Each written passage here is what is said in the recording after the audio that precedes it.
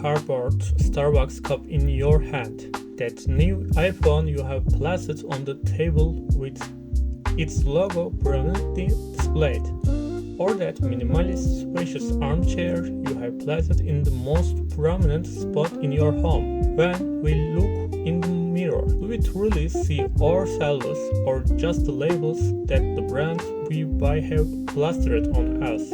In the modern world, we judge ourselves not by our character but by what we possess, what we display. But what if I told you a secret? But what if I told you a secret? What if I told you that the movie Fight Club wasn't actually about sweaty men fighting underground? What if the Woo movie was actually about the phone you are holding right now, your credit card debt, and the fake you have created on your Instagram feed? In the film, Edward Norton character calls it the home building instinct when furnishing his home, but its real name in literature is Diderot Effect. This effect is the trap where a new and stylish item you buy suddenly makes everything else you own seem old, inaccurate, and mismatched. Let me tell you the true story behind this. Denis Diderot was a famous French philosopher in the 18th century. He lived a humble life until he was gifted a beautiful scarlet robe. The robe was so magnified that Diderot felt his old desk looked like trash next to it. So he bought a new mahogany desk. Then he realized his wall tapestries were faded, so he lubricated them too. Step by step, his innocent gift led him into severe debt.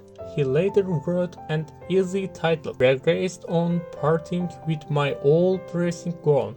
He wrote, "I was the absolute master of my old robe, but I have become a slave to my new one." We are all Diderot. That new phone you buy, it's your scarlet robe and the expensive phone case, the AirPods and the smartwatch you had to buy to match it, that represent your debt and your salary. The scanner is always the same. You buy that new expensive armchair. When it arrives home, that armchair is wonderful, but there is a problem. Your old rug no longer suits it. You change the rug, and this time the curtain is glass. You replace the curtains, and the dining table starts to bother you. And before you know it, you are spinning around the same cycle like a hamster trying to fill that still wood in your soul with material possiness from storage. Yet, what makes that table valuable isn't the polish on it, but yönetmenlik açısından harika bir film olmasının yanında felsefi derinlik içeren bir hikayeye sahip. But the system makes us forget this. We fall into the same trap, not only with material possessions, but also in the digital world. We become slaves, burning with the desire for apparel, trying to copy the lives we see on social media. Think about it. In a video games, you buy skins or clothes for your character with real money. It sounds ridiculous, right? But look at your life. We trade our physical bodies like avatars in a video game. We dress them up, take photos from the best angles, edit out the flaws, and present a created version of reality to the server. I mean, to the internet. We work jobs, we hate to buy digital approval, likes and come from people we don't even like. You are building a digital monument, a person who doesn't exist. So you on your profile, smiling and successful. The real you is scrolling through that feed 2 a.m. feeling lonely and anxious. Who is the master here? Creator or the creator? Edward Norton character was trying to create an identity, a perfect self by ordering from IKEA catalogs. Does that sound familiar? Just like our anxiety about creating a perfect us on our social media profiles with filters and selected moments, trying to place the outside world. That with Tyler Durden comes, Tyler is just a cool jacket movie character. He's an over primitive hunter-gatherer side suppressed by civilization. The famous psychiatrically Carl Jung tells this the shadow self, while Edward Norton represents modern domesticated tie-wearing style and obedient customer.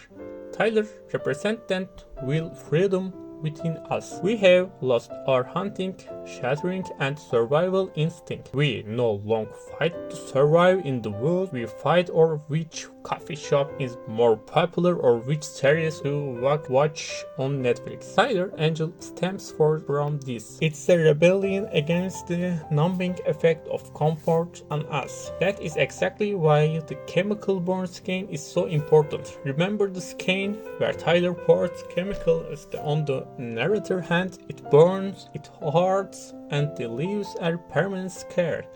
Tyler screams at him, "This is your life, and it's ending 1 minute at a time." Why does he do that? He wants him to hit rock bottom because in a modern society we are terrified of pain. We numb ourselves with Netflix, with shopping, with scrolling, just avoid sittings and silence with our tongues for 10 minutes. Tyler lesson is a crucial but necessary. It is only after we have lost everything that we are free to do everything. You don't need to lose your house, but you need to lose your attachment to the idea that comfort equals happiness.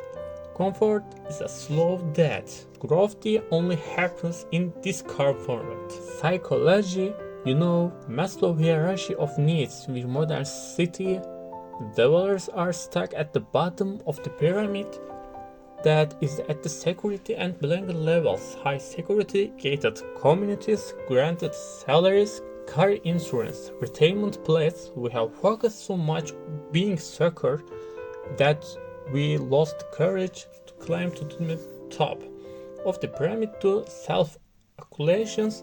We have lost our potential between IKEA catalogs and shopping mall essence. Don't worry. You don't need to blow up your house like Tyler or start fight a club and punch people to break this chain, but you have honestly asked yourself this question. Do I really need this thing I'm thinking of buying right now, or I'm trying to avoid a sense of impotence inside me? Remember, freedom lies not in encouraging more, but in needing less. Not that you have you. What do you think is the thing that enslaves us most in the modern world? Is it the phones in our pockets, or the desire for approval from others?